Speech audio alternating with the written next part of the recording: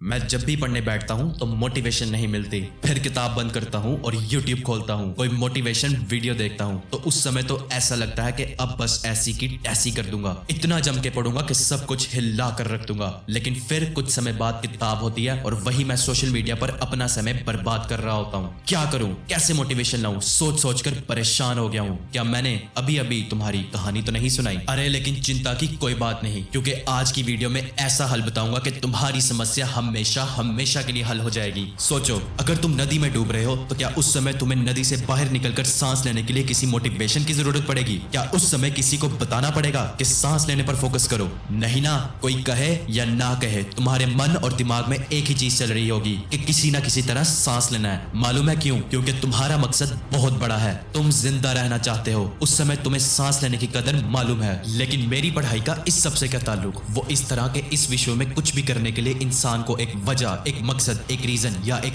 Y की जरूरत होती है। और जब तुम्हारे पास पढ़ने की स्ट्रॉन्ग वाई, मजबूत वजह ही नहीं होगी तो कैसे पढ़ सकोगे? अब अगर तुम चाहते हो कि हमेशा मन पढ़ाई में लगा रहे तो एक स्ट्रॉन्ग मकसद की तलाश करो और इसे इतना स्ट्रॉन्ग बना दो कि हर चीज तुम्हारे लिए बेमायनी हो जाए। कोई खेले, कोई पार्टी करे, कोई कुछ भी करे, तुम्हें उससे फर्क नहीं पड़ेगा, क्योंकि अब तुम्हारे पास एक मजबूत वजह है। और जिस समय तुम्हें तुम्हारी वाई मिल गई, उसके बाद फिर फोकस से किसी का बाप भी तुम्हें नहीं हटा सकता। अब पढ़ाई की अहमियत जाननी है तो दुनिया के अमीर इंसानों से जान लो। बिल गेट्स कहता है कि मैं अपना बहुत सारा समय केवल पढ़ने में बिताता हूँ। वॉरेन बुफेट कहता है कि इस विश्व में सबसे श्रेष्ठ निवेश केवल खुद पर निवेश करना है। जितना आप सीखोगे उतना आप कमाओगे। अब निर्णय आपका।